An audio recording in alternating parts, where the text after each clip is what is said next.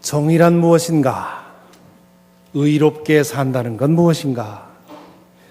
어떻게 하면 이 땅에 정의가 이루어질까? 요즘 미국에서 자주 하고 있는 말들입니다. 그리고 바로 이것이 영화 노아를 통해서 작가와 감독이 관객에게 제기하는 중요한 질문 중 하나입니다. 성경은 노아를 그 무엇보다 의로운 사람으로 제시합니다. 창세기 6장에서 노아를 소개하면서 이렇게 말하지요. 노아의 역사는 이러하다. 노아는 그 당대에 의롭고 흠이 없는 사람이었다. 노아는 하나님과 동행하는 사람이었다. 홍수가 시작될 때 하나님이 노아에게 또 이렇게 말합니다. 내가 보니 이 세상에 의로운 사람이라고는 너밖에 없구나. 이 두 구절에서 보듯 노아는 그 무엇보다 의로운 사람으로 알려져 있습니다. 작가와 감독은 이 본문에 기초해서 의에 대해서 righteousness, 정의, justice에 대해서 다루려고 합니다. 그런데 작가는 이 영화에서 노아를 이 의의 모델이 되는 인물로 그리기보다는 오히려 의를 오해하고 자기의 self-righteousness에 빠진 사람으로 노아를 그리고 있습니다. 물론 처음에는 노아도 아주 자애롭고 인자한 아버지였습니다. 하지만 하나님의 뜻을 지키고 그것을 실천해가는 과정에서 노아는 점점 괴물이 되어갑니다. 영화의 흐름 속에서 이 노아가 결정적으로 달라지는 전환점이 있습니다. 일라가 임신했다는 사실을 알고 나서부터지요. 이미 말씀드린 것처럼 이 영화에서 노아는 죄악의 뿌리가 자신에게도 있다는 사실을 깨닫고 인류가 모두 사라지는 것이 하나님의 피조 세계를 지키는 길이라고 단정을 합니다. 홍수가 끝난 후에 자신의 가족들까지 다 사라져야 한다고 생각을 한 것이지요. 그래서 아내감을 찾아달라는 햄의 요청을 거부했고요.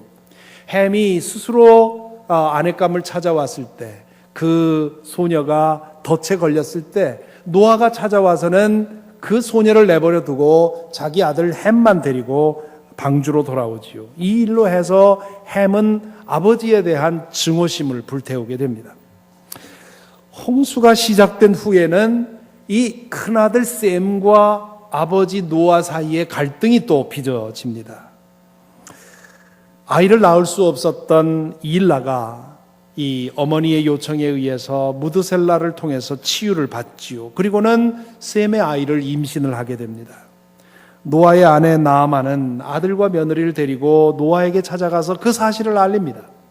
이 사실을 전해 듣고 노아는 경노하게 되지요. 하나님의 일을 너희들이 망가뜨려 놨다고 화를 냅니다. 그리고는 만일에 아들이 태어나면 그 아이가 인류의 마지막 아이가 되겠지만 딸이 태어나면 그 순간 내 손에 죽는다고 결론을 냅니다. 세 사람은 노아의 이 말에 모두 경악을 하지요. 아무리 사정해도 노아가 듣질 않습니다. 해산달이 가까워 오자 아들 셈은 뗏목을 만듭니다. 태어날 아기를 아버지로부터 보호하기 위해서 피에 달아나려고 하는 것이지요. 남편은 뜻을 굽히지 않고 자식은 죽음을 불사하고 물로 나가겠다고 하는 겁니다. 이 사이에서 나아만은 어쩔 줄 몰라 합니다. 물이 다 빠지지 않은 상태에서 뗏목을 타고 나갔다가는 죽을 게 뻔했기 때문이지요. 나아만은 노아를 찾아가서 사정을 하지요. 내가 저지른 일이니까 나를 보라고 제발 이 아이는 살려달라고 얘기를 합니다. 그 대목에서 이 두 사람이 부딪히는데요. 이 논쟁 속에서 우리는 정의가 무엇인지, 이 서로 옳다고 생각하는 것이 부딪혀가지고 우리 독자들에게, 관객들에게 과연 정의가 무엇이냐 하는 그런 큰 질문을 가지게 하는 그런 장면이 나옵니다. 그 장면을 영상으로 보시겠습니다. 노아는 아기를 죽이는 것이 자신이 원하는 일은 아니지만 해야 하는 일이라고 말을 하지요. 그것이 의로운 일이라고 말합니다. 그러자 나아마가 받아치지요. 그렇게 한다면 당신은 모두에게 버림받고 미움받은 상태로 홀로 외롭게 죽을 것이라고. 그게 옳은 거라고. 그게 정의라고.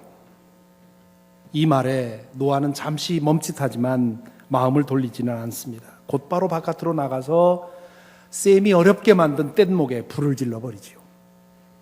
마침내 일라가 쌍둥이를 낳습니다. 딸을 낳지요. 셈은 창을 들고 노아를 찾아갑니다. 자기의 딸들을 보호하기 위해서 자기 아버지를 살해하려고 한 것이지요. 아버지를 찾아가니까 두발가인과 노아가 햄을 중간에 두고 싸우고 있습니다. 노아의 자기 의로 인해서 시작된 갈등이 바로 이 지점에서 최고조에 이르게 되지요. 노아는 두 아들 중 한 사람에게 살해당할 위기에 처해 있었습니다. 그때 방주가 땅에 닿으면서 일대 혼란이 일어나고요. 그 와중에 두발가인에게 이 노아가 살해당할 처지에 있었습니다. 그때 그것을 보고 있던 햄이 아버지를 죽이고 싶도록 미웠지만 그러나 아버지가 죽는 꼴을 볼 수가 없어서 두발가인을 찔러 살해하게 되지요. 노아는 그것을 하나님의 개입이라고 해석합니다. 태어나는 아기를 통해서 인류가 증식되는 것을 막기 위해서 자신을 살렸다고 해석을 하지요.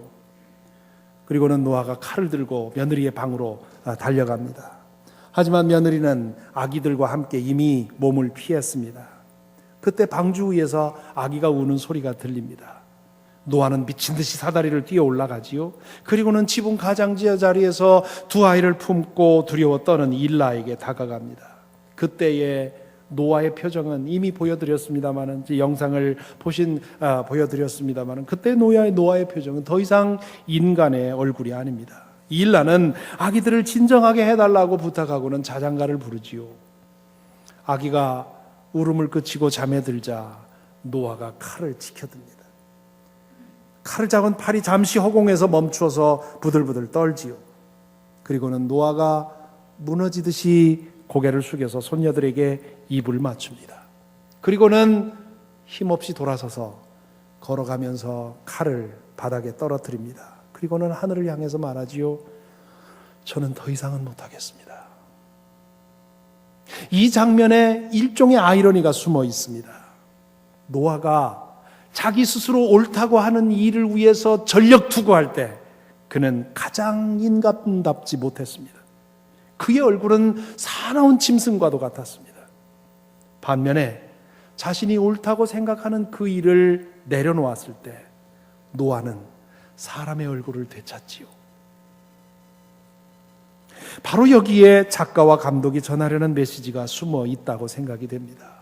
인간이 스스로 의인을 자청하고 의롭다고 하는 일에 몰두할 때, 그때가 가장 위험할 때일 수 있다는 말입니다. 영화는 자기 의에 빠져 사는 사람이 얼마나 악마적일 수 있는지, 그리고 얼마나 많은 상처와 갈등과 혼란을 만들어낼 수 있는지를 보여줍니다. 아마 이 대목에서 여러분에게 떠오르는 얼굴이 적어도 한두 명은 있을 것입니다. 온실에서 살아온 사람이 아니라면 그동안 살아오면서 이런 유형의 사람을 가정에서든 교회에서든 직장에서든 만나보았을 것입니다. 자기만 옳다는 확신이 너무나 강해서 주변 사람들에게 상처를 주고 때로는 돌이킬 수 없는 파국을 만들어내기도 하는 것이지요. 혹시 이 말을 듣고 내가 그런 사람인데 라고 생각하면 참 다행입니다. 왜냐하면 자기 의에 빠진 사람들은 자기가 그렇다는 사실을 인정하지 못하기 때문입니다. 과거에는 우리 아버지들, 할아버지들이 주로 그러했습니다. 고집불통과 완고함이 과거 아버지들의 특징이었지요. 그로 인해서 조금 전에 본 이 영상에서처럼 고집불통의 남편과 그로 인해서 상처받는 아이들 사이에서 전전긍긍하는 어머니들, 아버와 또 할머니들이 과거에 얼마나 많았는지 모릅니다. 요즘에는 자식의 성공에 목숨을 건 어머니들이 이런 불행을 만들어내기도 합니다. 이런 사람들은 교회에서든 직장에서든 혹은 사회에서든 얼마든지 만날 수 있습니다. 교회의 분열, 직장의 갈등, 이 사회의 갈등은 주로 이렇게 자신의 신념을 과신하는 사람들에 의해서 만들어지는 경우가 많습니다. 게다가 이 자신의 신념과 믿음이 결합되면 그때는 고칠 수 없는 질병이 되어버립니다. 영화 노아는 그 위험성을 경고하고 있습니다. 하나님의 뜻을 찾는 것 좋은 일이고요. 하나님의 뜻에 목숨 바치는 것도 아름다운 일입니다.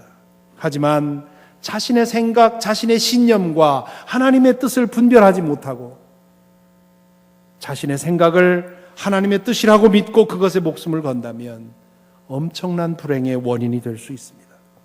그렇게 되면 자신의 신념에 따라서 잔인무도한 행동을 하면서 그것을 하나님의 뜻으로 정당화시키지요. 그렇기 때문에 믿지 않는 사람들은 그런 사람들의 행동을 보면서 저렇게 잔인한 하나님이라면 나는 믿지 않겠다고 등을 돌리는 것이지요.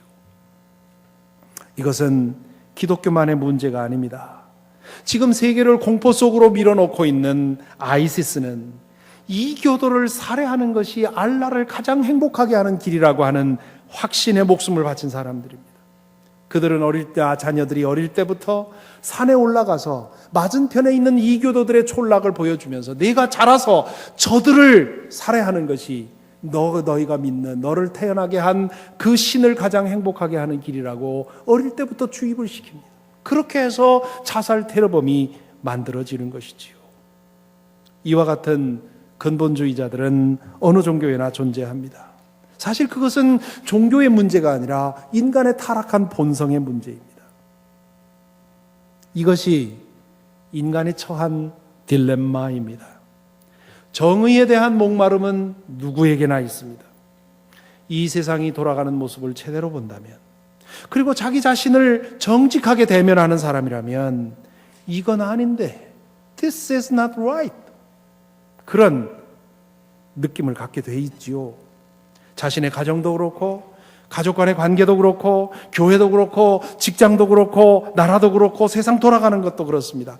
하루에도 여러 번 우리는 이건 아닌데, 우리가 이 정도는 아닌데, 인간이 이 정도는 아닌데, 우리가 사는 세상이 이 정도로 되어서는 안 되는데, 우리는 더 잘할 수 있는데, 이런 생각하게 되는 것이지요. 그런데 어떻게 하면 그렇게 하는지에 대해서는 우리에게 정답이 없습니다. 정답이 있다고 나서는 사람들이 있습니다마는 알고 보면 그들이 더 큰 문제를 만들어내지요. 독재 정권에 항거해서 정의의 사도처럼 행동했던 사람들이 나중에 정권을 잡고 나면 더 지독한 독재자가 되는 거 우리는 역사를 통해서 수없이 보아왔습니다.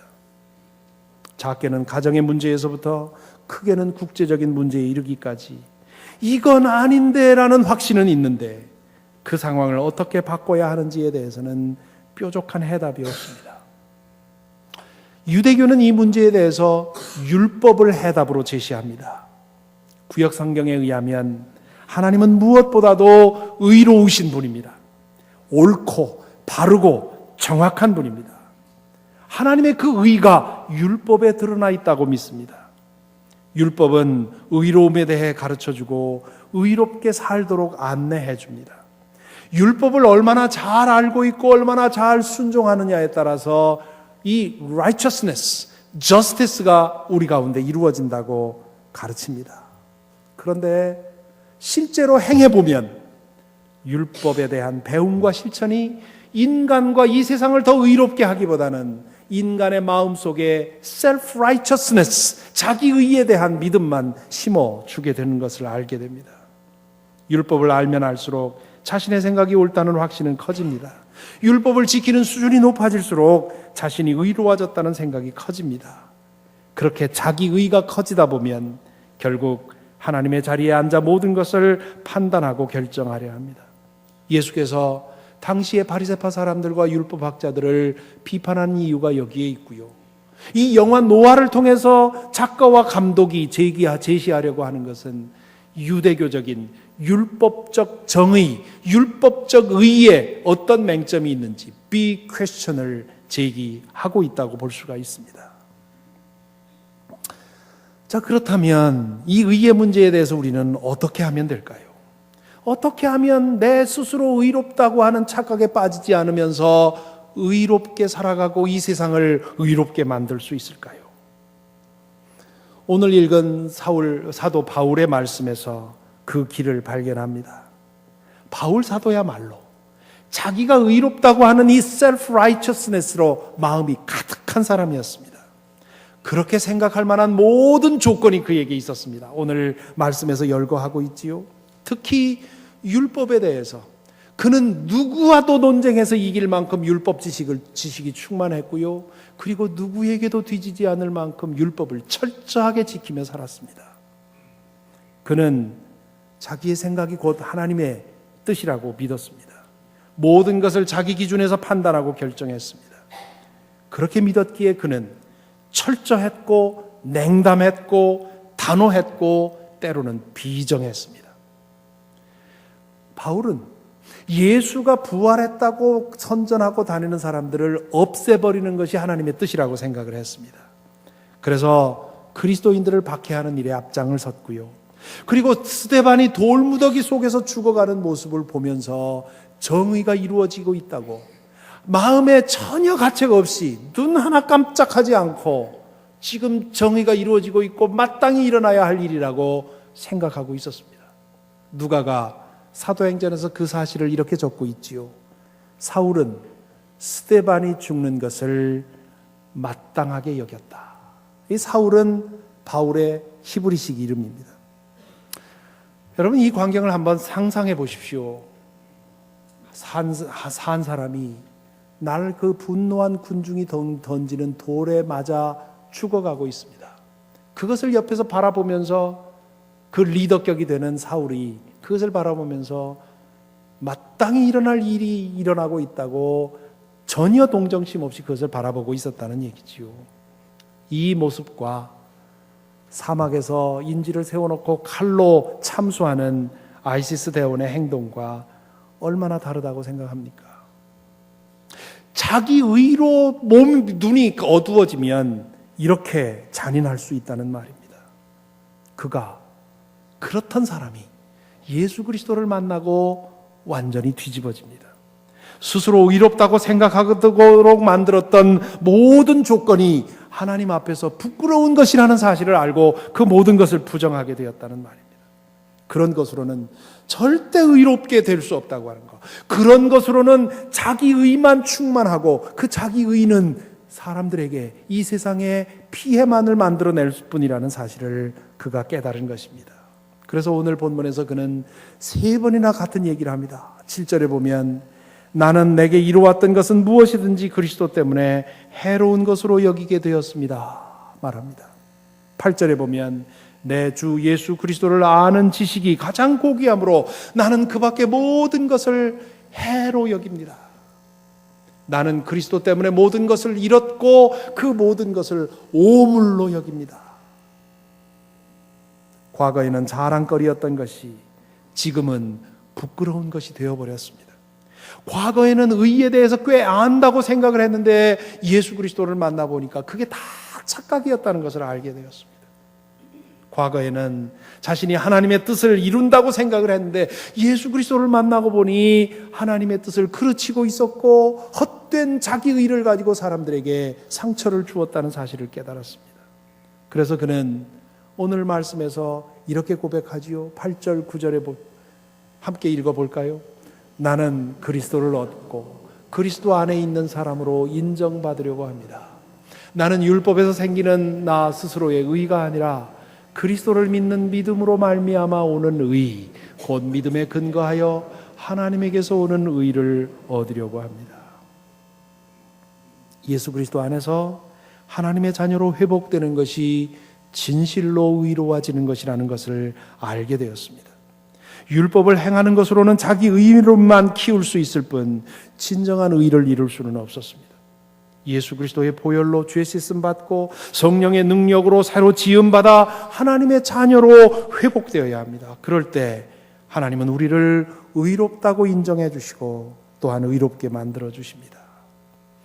여기 빌립보서 3장에 나와 있는 바울의 고백을 통해서 우리는 진정한 의가 어떻게 우리에게 이루어지는지를 그 과정을 볼 수 있습니다. 가장 먼저 우리는 하나님과의 진정한 만남이 있어야 합니다. 예수 그리스도를 통해 하나님의 자녀로 회복되고 그 관계 안에 머물러 살아가는 변화가 일어나야 합니다.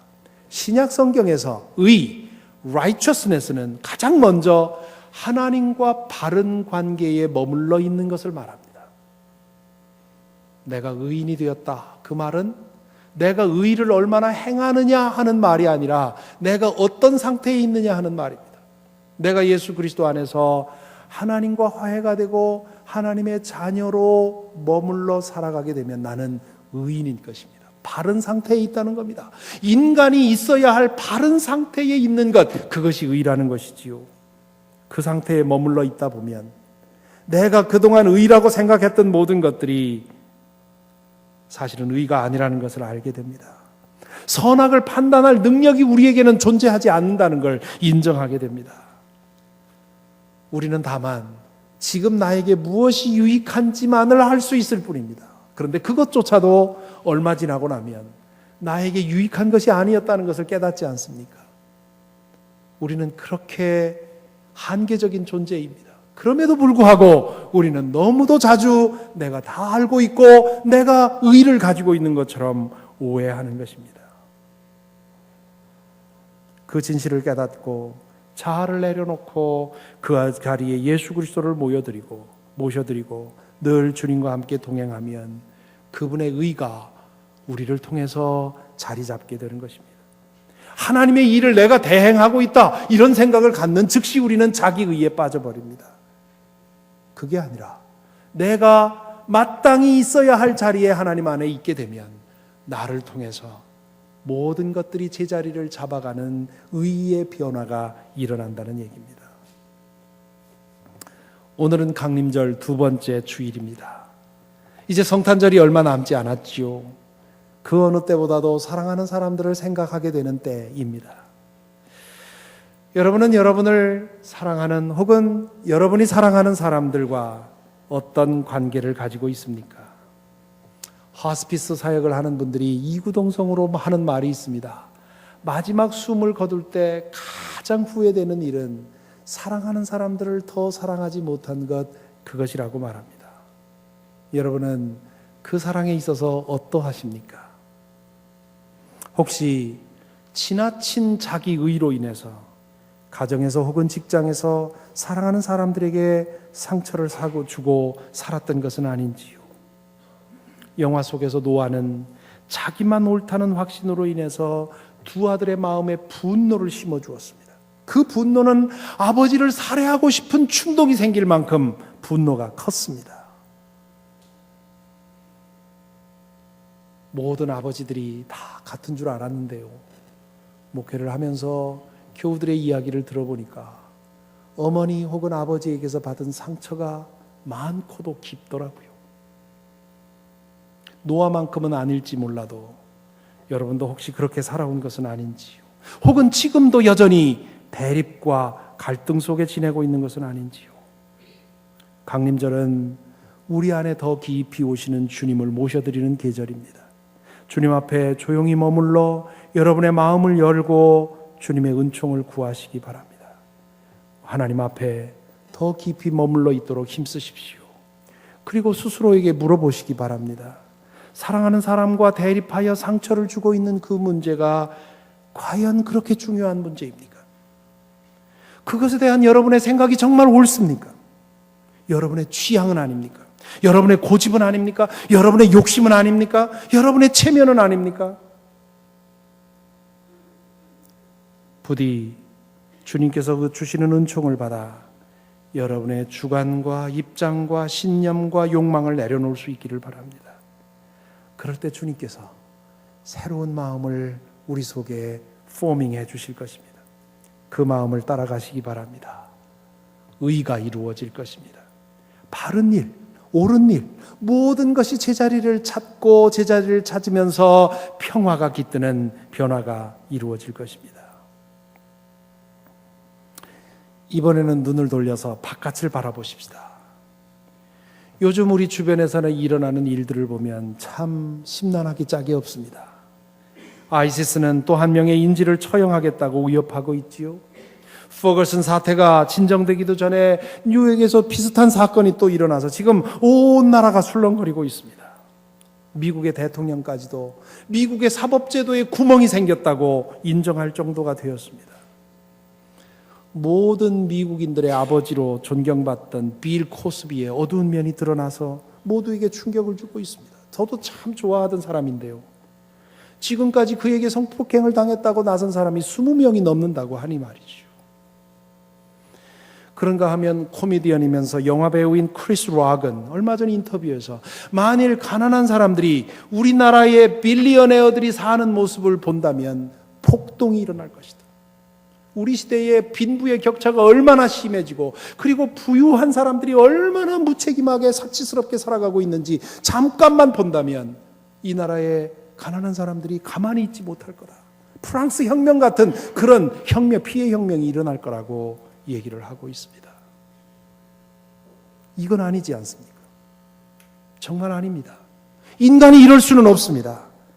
인간이 사는 사회는 이 상태에 머물러 있을 수가 없습니다. 우리는 이것보다 훨씬 나은 사람들입니다. 이 인간 사회는 이것보다 훨씬 나은 사회가 되어야 합니다. 하지만 어떻게 누가 이것을 하겠습니까? 이 질문 앞에서는 말문이 막힙니다. 그런데요, 바로 저와 여러분이 해야 합니다. 아이고, 내가 뭐라고 그런 말을 하십니까? 나는 그저 혼자 하루 먹고 사는 일에도 정신이 없습니다. 라고 답하시겠습니까? 아닙니다. 이 사회가 정의로워지는 데는 대통령이나 고위 공직자나 정치인들만의 책임이 아닙니다. 그런 사람들은 그들 나름의 몫이 있겠지요. 하지만 아무것도 아닌 것 같은 저와 여러분 같은 사람들이 우리 나름의 몫을 찾고 그 몫을 행할 때 이 사회는 정의로워지게 될 것입니다. 다만 우리의 신념, 우리의 가치관, 우리의 생각을 고집하는 것이 아니라 바울 사도처럼 우리의 모든 것을 내려놓고 하나님의 의가 우리 속에 흘러 들어와서 그 의가 우리를 통해서 우리 가정으로, 우리 교회로, 우리 사회로 흘러넘칠 수 있도록 하는 것, 이것이 진정한 해법인 것입니다. 산상설교 중에 주님께서 하신 말씀이 있지요. 의에 줄이고 목마른 사람은 복이 있다. 그들이 배부를 것이다. 부디 저와 여러분 우리 모두가 의에 줄이고 목마른 사람들로, 아니 이 강림절에 의에 대한 우리의 목마름과 우리의 굶주림이 회복될 수 있기를 바랍니다. 내 안에 진정한 하나님의 의가 흘러넘치기를, 그리고 이 세상이 좀 더 정의로운 사회가 되기를 바라는 그런 간절한 배고픔이, 간절한 목마름이 우리에게 회복이 되어서, 그래서 더욱더 주님 앞에 머물러 있기를 힘쓰고 내가 선자리에서 정의, 하나님의 의가 흘러넘칠 수 있도록 힘쓰는 저와 여러분이 된다면 여기에 모이신 우리 모두가 다 각각 흩어져서 우리가 사는 곳에서 그렇게 하나님의 의를 이루는 도구가 된다면 이 세상은 훨씬 더 정의로워질 줄로 믿습니다. 이 은혜가 저와 여러분에게 항상 함께 하기를 간절히 기원합니다. 기도하겠습니다. 오 주님, 목이 마릅니다. 내 안에 의가 없기에, 이 세상의 정의가 사라져 가기에 목이 마르고 배가 고픕니다. 그래서 주님을 바라봅니다. 주님을 구합니다. 저희에게 오시옵소서, 더 깊이 오시옵소서, 오셔서 저희의 의가 되어 주시고 저희를 통해 이 세상을 더욱 의롭게 만들어 주옵소서. 예수 그리스도 이름으로 기도하옵나이다.